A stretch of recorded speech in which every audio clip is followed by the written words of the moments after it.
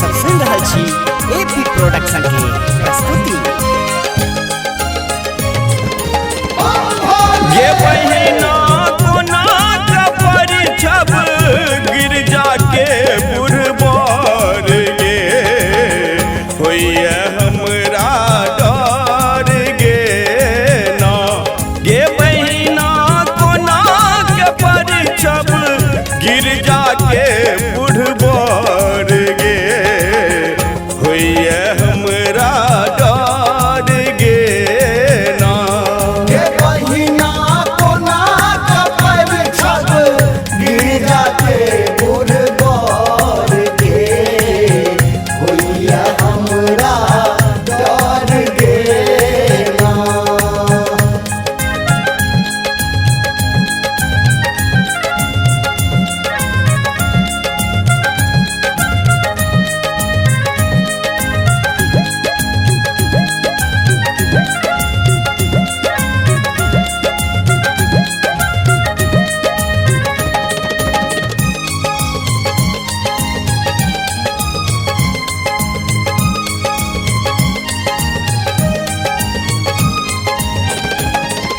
परिछय सखी सहेली गेली लौके अपन जान परेली।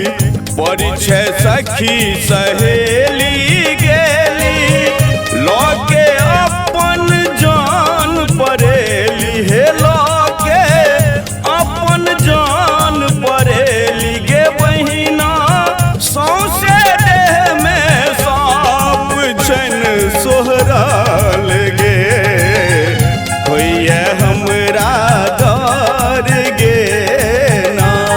ये बहिना कोना कपर छब गिरजा के बुढ़बार गे होइए हमरा डर गे ना।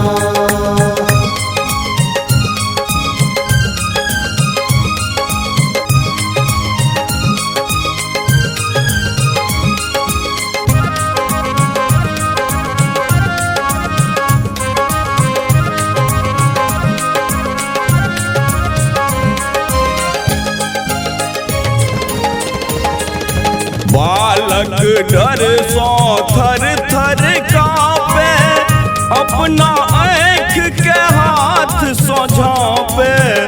बालक डर सो थर थर कांपे अपना आँख का हाथ सो झाँपे। अपना आँख के हाथ सो झाँपे गे बहिना मनुखक मूरी गर्दन में लटकल गे होइए हमरा डर गे ना।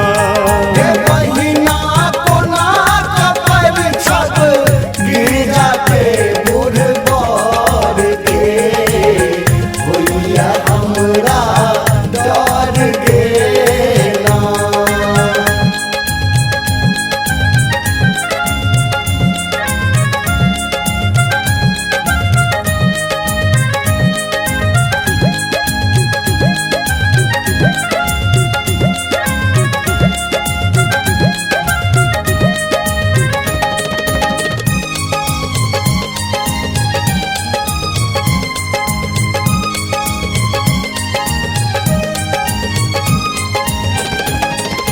सिर में सुंदर जटा सुहावन ताहि बीच सुर सारी छठी अति पावन।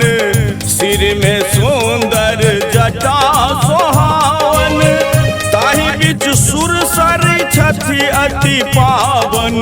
ताहि बीच सुर सारी छठी अति पावन गे बहिना चंद्र विराजे भाल कंठ गरल गे होइए हमरा डर गे ना। ये बहिना कोना कपर छब गिरजा के बुढ़बार गे होइए हमरा डर गे ना।